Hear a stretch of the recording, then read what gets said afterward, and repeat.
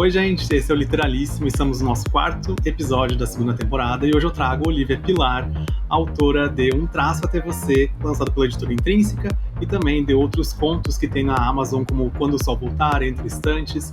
E, Olivia, seja muito bem-vinda. Muito obrigada pelo convite. É um prazer estar aqui. Olivia, eu quero dizer que eu gostei muito do teu livro, foi uma surpresa muito grande, eu acho que eu já conhecia teu nome por vários outros autores que sempre comentavam, já te via nas redes, e também tinha, eu acho que uma questão de acompanhar mesmo o teu trabalho via redes sociais, mas eu não tinha parado para ler ainda os teus livros. E hoje eu fiz eu sempre fico na confusão nesse pensamento de eu escutei o audiolivro, se a gente diz que lê, mas eu escutei 2 audiolivros teus e foi uma experiência muito legal. Eu acho que tem coisas que são muito marcantes na tua escrita. E quero começar perguntando como é que a literatura chegou até você. Nossa, aí eu tenho que voltar, assim, né? Uma parte é mais o mesmo, eu acho, do que todo escritor fala, assim, que eu sempre fui apaixonada por literatura, sempre fui apaixonada por ler e escrever, né? Os dois lados. E eu tive o privilégio de ter pais que sempre apoiaram esse lado, assim. Meus pais são professores e ambos gostam muito de ler. E então em casa sempre teve livro. Minha mãe fez questão de assinar a revistinha da Turma da Mônica para mim até, sei lá, os 15 anos. Depois ela assinou a Capricho. Então eu sempre tive muito acesso à literatura no geral. E na escola era uma das minhas matérias favoritas, era justamente a de literatura e tudo mais. Então tem esse lado, né, mais pessoal. E eu lembrei, tem pouco tempo, na verdade, quando eu estava revendo a minha carreira, assim, eu lembrei que quando eu era mais nova eu gostava de, sei lá, assistir um filme, por exemplo, e aí eu ia lá e fazia a minha historinha a partir daquele filme, assim. Então, pensando assim, eu acho que eu já fazia as minhas próprias histórias, né? Um tipo de fanfic, não sei, lá atrás. E aí a literatura sempre esteve muito presente na minha vida, né? Tanto é que eu fui fazer jornalismo achando que esse seria o meu campo de trabalho, né? Assim, onde eu poderia escrever o que eu achava que eu queria escrever. E no final eu queria escrever a literatura, né? Fugiu um pouco, assim. Mas é isso, assim, a literatura sempre esteve presente na minha vida e eu tive sorte de estar num meio que me propiciou ter esse contato maior, né? E até tu falando isso, né, que tu fez jornalismo, mas de qualquer forma eu acho que as histórias se conectam, né? Também dá para dizer que tem ali um pouquinho de ti nessa história do Um Traço Até Você, que tem ali a Lina, que também faz administração, que não é muito satisfeita com a administração, quer fazer coisas, a parte de ilustração, desenhos. Confesso que eu achei uma história muito real e muito interessante, porque a gente consegue entender os pontos de vista da personagem, principalmente porque a gente entende que a gente entra, às vezes, muito novo na faculdade, né? A gente, às vezes, fica naquela pressão da família de o que a gente vai fazer? Será que a gente segue uma carreira que uma pessoa da família já tem? E no caso, ela segue para administração mesmo não sendo satisfeita nisso. E de qualquer forma, ela tá ali em busca de fazer uma coisa que ela quer, né? Fazer esse curso no Chile, com uma das ilustradoras que ela gosta. E como é que foi pensar nessa ideia do Um Traço Até Você? Como tu falou, tu já teve alguma referência ali antes de alguma história passada? Então, graças a ter você, que é este livrinho aqui, né? Fazer o merchan, esse lindo exemplar. É, eu não me inspirei em ninguém em específico para fazer os personagens todos da história, na verdade, nem a Alina nem a Elsa, né, que são as protagonistas. Eu sempre falo que elas são protagonistas mesmo que a história seja na voz da Alina, né? Assim, eu considero a Elsa uma grande protagonista também, assim, apesar de não ter a narração dela. Eu não me inspirei em nenhuma pessoa real, assim, mas eu acho que eu peguei partes de várias vivências, assim, tanto minha, quanto de outras pessoas da minha vida e quanto de pessoas que eu não conheço, assim. A questão da Lina não se sentir bem com o curso que ela escolheu é algo que eu passei, por exemplo, assim. Mas eu não me inspirei nisso para escrever. Mas eu acho que isso é comum. Porque eu sempre penso como é bizarro que com 17 anos a gente tem que escolher uma carreira que naquele momento parece que vai ser a carreira pro resto da sua vida, né? Depois de mais velho, você percebe que não, que você pode mudar. Mas quando você tem 17 anos, você acha que você tá definindo o seu futuro ali para sempre. E eu senti muito isso quando eu escolhi fazer jornalismo, né? E acabou que não foi. Chegou no meio do curso, eu percebi que não era o que eu queria ter feito de verdade. E a Alina já é um pouco diferente, né? Ela foi mais pragmática na escolha dela, né? Ela resolveu fazer administração porque ia agradar a família dela, não era algo que ela odiava, e deixava ali um espacinho para o que ela gostava de verdade, que era ilustrar, né? Mas eu acho que nas minhas histórias, assim, eu gosto de pegar esses conflitos que meio que são comuns na vida dos jovens, assim, jovens adultos, que é a idade das duas, né? 18, 19, 20 anos, que é a dúvida do que você quer fazer na sua vida de verdade, assim. Só tem 17 anos, outro dia você estava tendo aula de matemática, português e história, e no ano seguinte você tem que definir tudo ali, né? Ou pelo menos você acha que tem que definir tudo. Então eu gosto de trazer esses conflitos que parecem do dia a dia, do cotidiano, para os jovens, né? E eu sempre gosto de pegar uma idade que é ali universitária. Então, as minhas personagens geralmente estão na faculdade, né? Então, tem isso. Já a Elsa, eu já peguei um curso que tem muito a ver com o que ela é apaixonada, né? Que é escrever, e aí eu peguei letras. O que no Brasil é o mais próximo ali, que a gente não tem, assim, cursos de graduação que seja de escrita literária, né? Assim.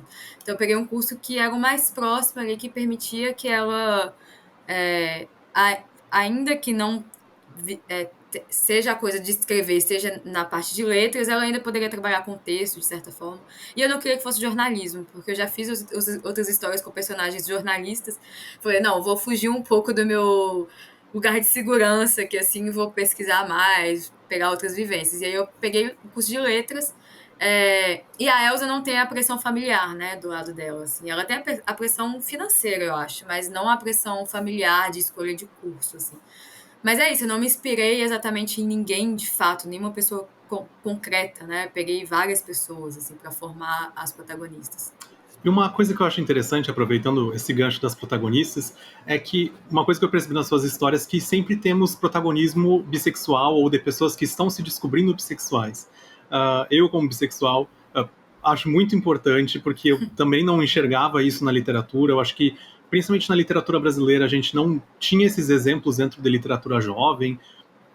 Então, eu acho que a nova geração de autores está trazendo isso e eu acho que é muito importante para que as pessoas mais novas que estão lendo se encontrem, se identifiquem. E como é que é trazer essa realidade, né? No caso ali, que a gente tem às vezes alguns conflitos familiares ou até conflitos internos, de entender o que a gente está sentindo ou que sexualidade é essa. Quando eu comecei, assim, a escrever, eu, eu falo isso abertamente. Assim, eu usei as minhas histórias como meio de contar pra minha família que eu era bissexual, assim. Foi a partir das minhas histórias que eu abri essa portinha e falei, oi, tô aqui. Eu sou um pouco diferente do que vocês imaginavam que eu era, assim. E aí, deu certo, né? Os feedbacks foram bons feedbacks e tal. Eu acho que só tem uma história que eu fiz em que a protagonista é lésbica e não é bissexual, mas o interesse romântico é bissexual. E tirando essa, que é Tempo ao Tempo, as outras todas as protagonistas são bissexuais, se eu não me engano, assim.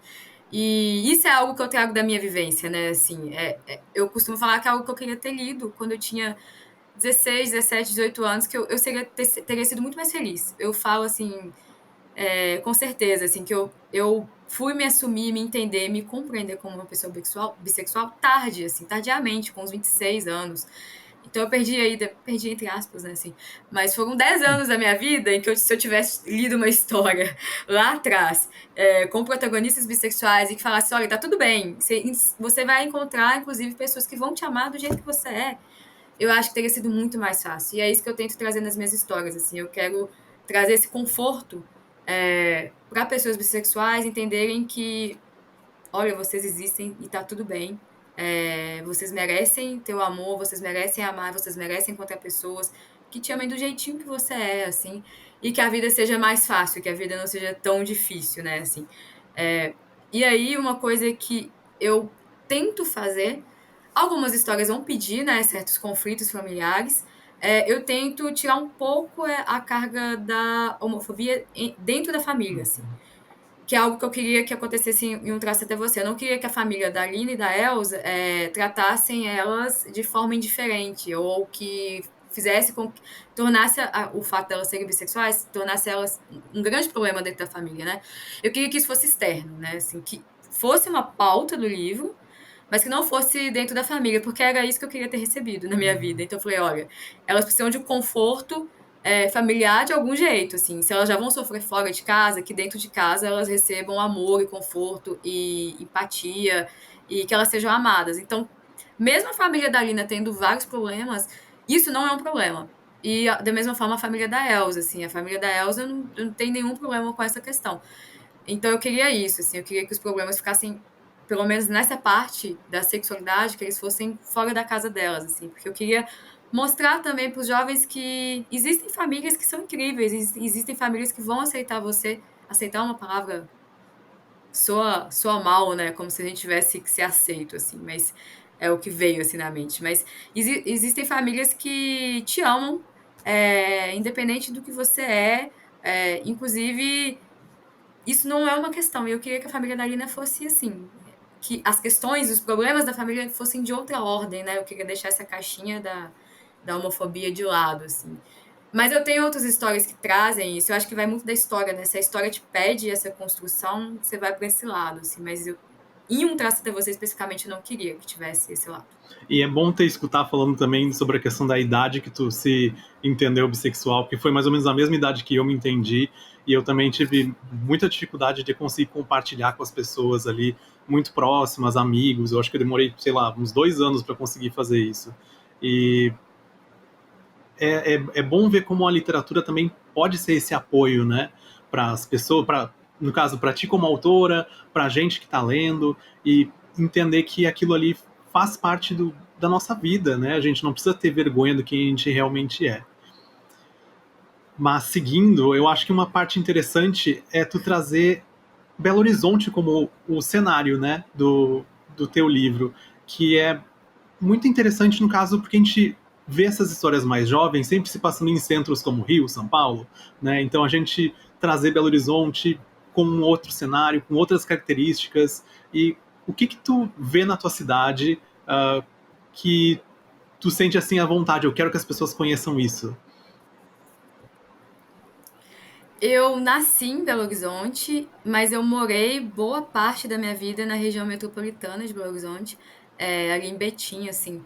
Então, eu nasci em BH, mas meus pais já moravam em Betim. E aí, eu morei em Betim até os 29 anos.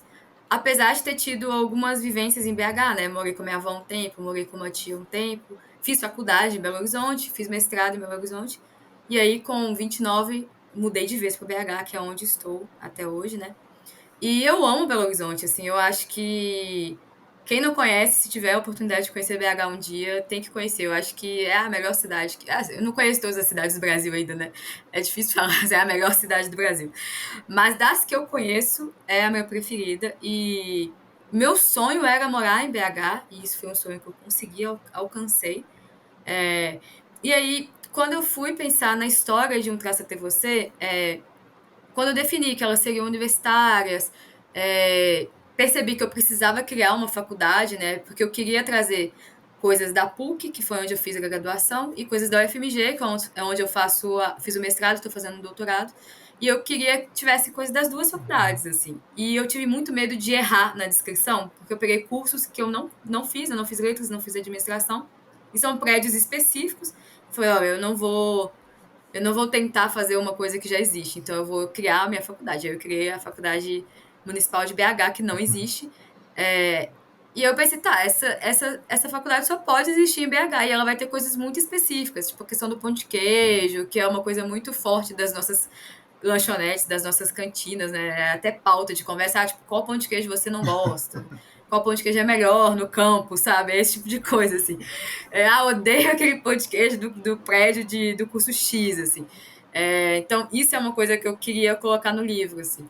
Eu queria colocar a coisa regional de BH, né? Porque isso, igual você falou, a maior parte das histórias brasileiras tá mudando, claro, né? Como tudo tá mudando assim no nosso mercado editorial, mas as histórias que chegam no público maior, assim, se passam em centros do Sudeste, né? São Paulo e Rio. E aí eu falei, não, eu vou fugir disso, assim, um pouco, porque eu acho que BH merece um espaço, um espacinho, assim. E não tinha como não ser em outro lugar, né? Primeiro porque é meu lugar de segurança.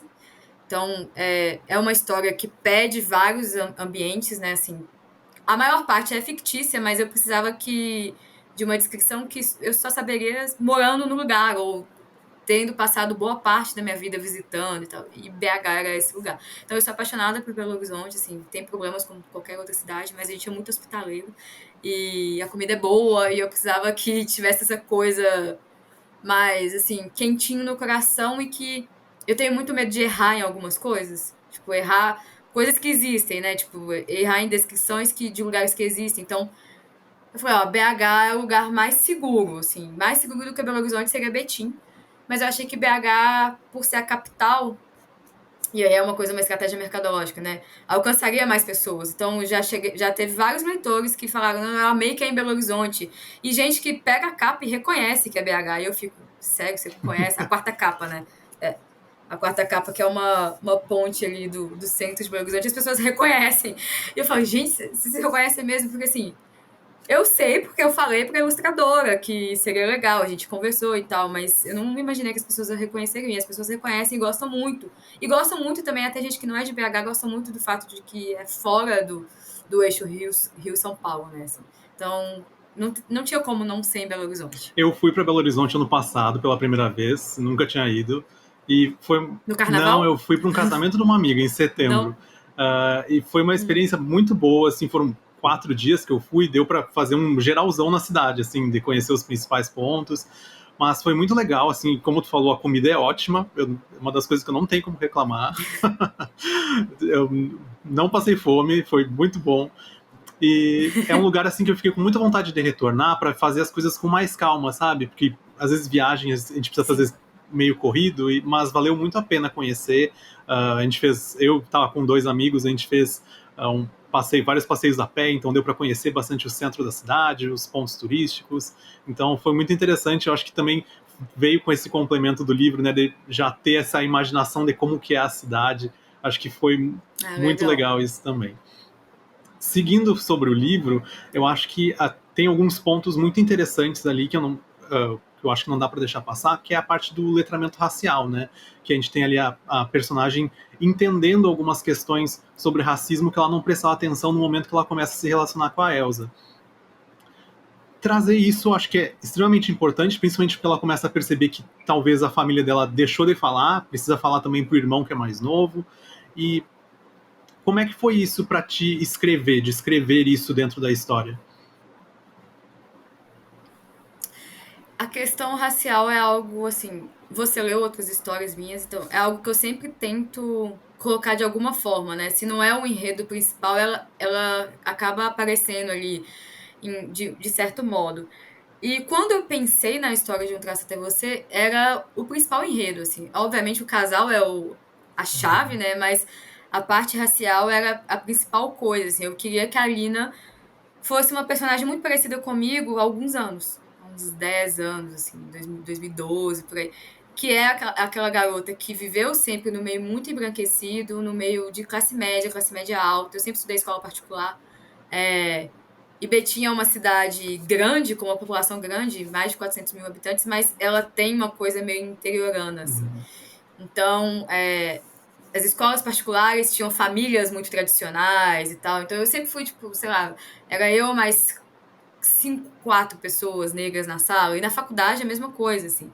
Era eu, na faculdade menos ainda, na verdade, eu e mais 2. Então, eu sempre vivi muito nesse meio embranquecido, apesar de. E aí eu acho que foi o que me salvou, talvez, de ter essa percepção que a Alina teve, eu tive antes, por ter uma família muito ligada aos movimentos negros, né? Uma parte da minha família materna é muito ligada aos movimentos negros. Então eu tive esse certo privilégio, assim. Mas eu queria que a Alina passasse por esse processo. A Alina precisaria de uma Elsa, assim.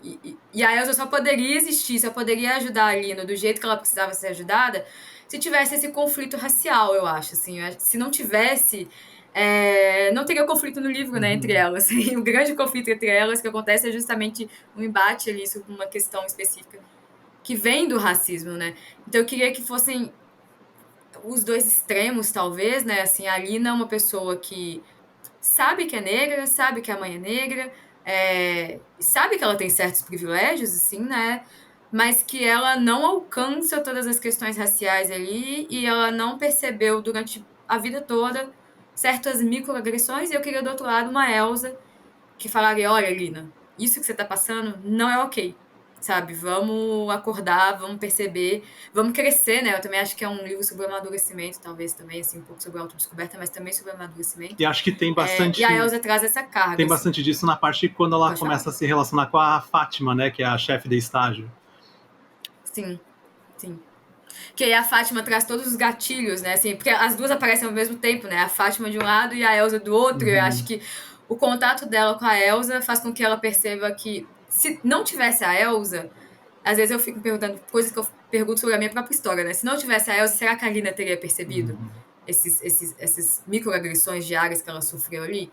Não sei, eu acho que a Elsa, o Tim, a família da Elsa faz com que ela tenha outras percepções, né? Assim, eu queria que uma ajudasse a outra de algum jeito. E eu acho que na questão racial a Elsa é primordial, assim, pro crescimento da Lina.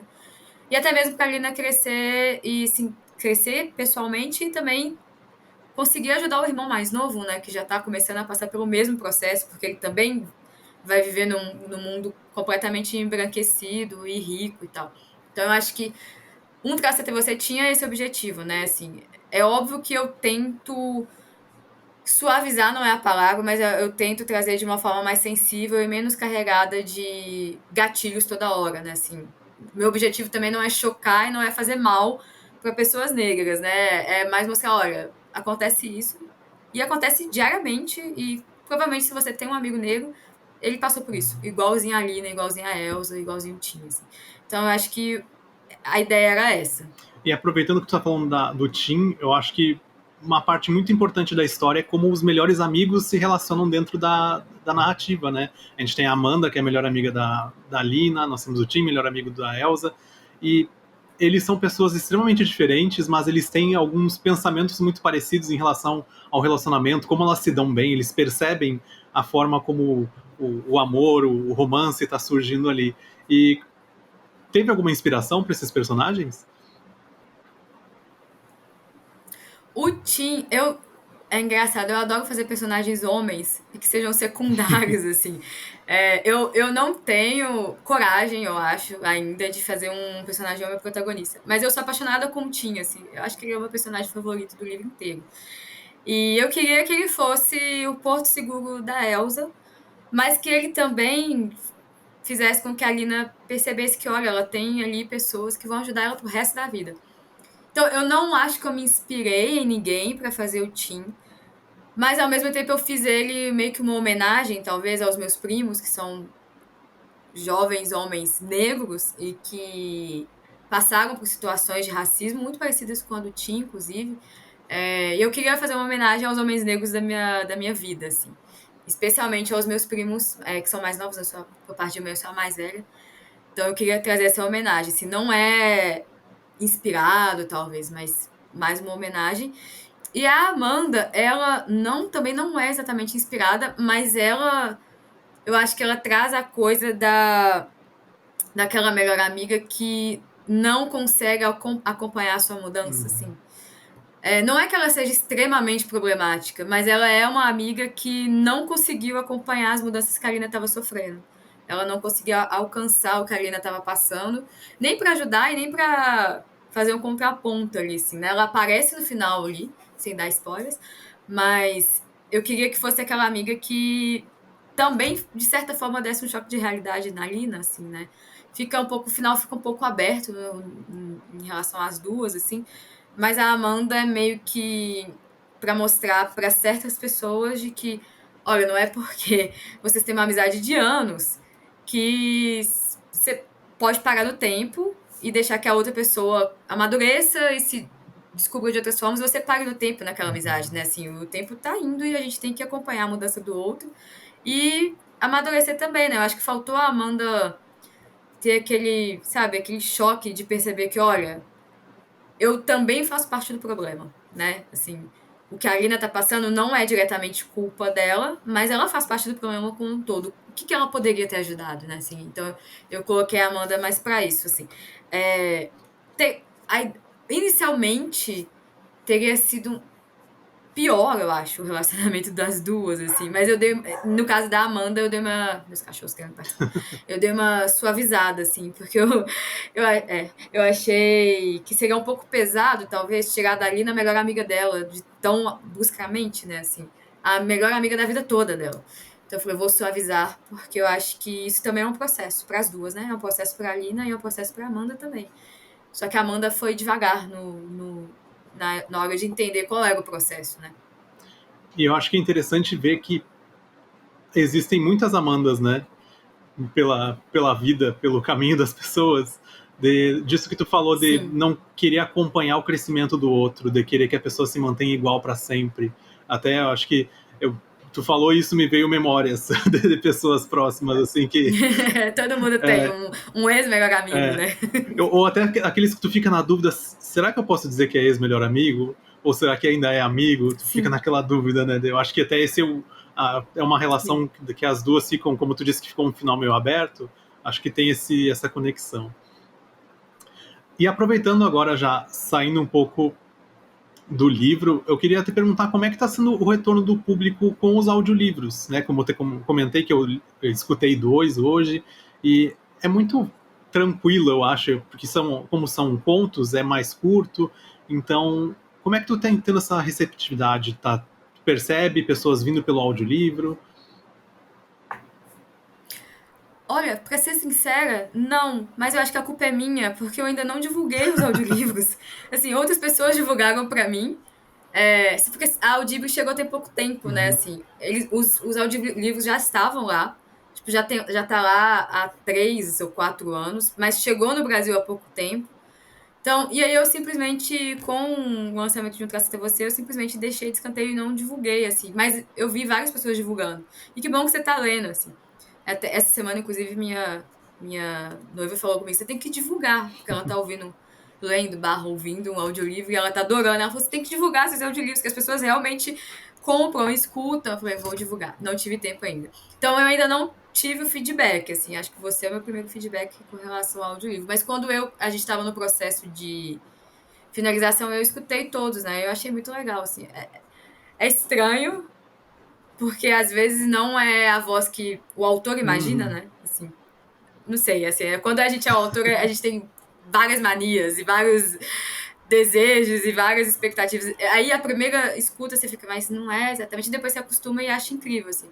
Eu acho muito legal eu estar audiolivro, eu quero muito que minhas outras histórias, né, especialmente o Traço Até Você, cheguem nesse processo, porque eu acho que, inclusive, tá dominando, né? Muita gente tá escutando livros agora, o que é ótimo, porque você escuta lavando vasilha, correndo na academia, né? Assim, é uma espécie de podcast melhorado, né? Porque é uma história ali, né? Assim. Então, eu não tive nenhum feedback ainda. Acho que eu vou procurar. Vou divulgar e depois eu te retorno no privado. Vou divulgar os livros primeiro e ver se chega. Se você é meu primeiro feedback, na verdade. Mas eu acho que é um formato que é muito interessante. Eu acho que, para ser sincero, né, já escutei em outras plataformas, agora eu estou escutando só pela Audible, mas é muito bom, acho que até para ti como autora também, eu acho que tu falou eu escutei e não parecia exatamente como tu imaginava, mas eu acho que a gente tem às vezes talvez sotaques, né? A gente espera que personagens tenham um sotaque diferente, Sim, uma forma de falar diferente. Então acho que é isso que às vezes a gente estranha quando escuta uma narração linear.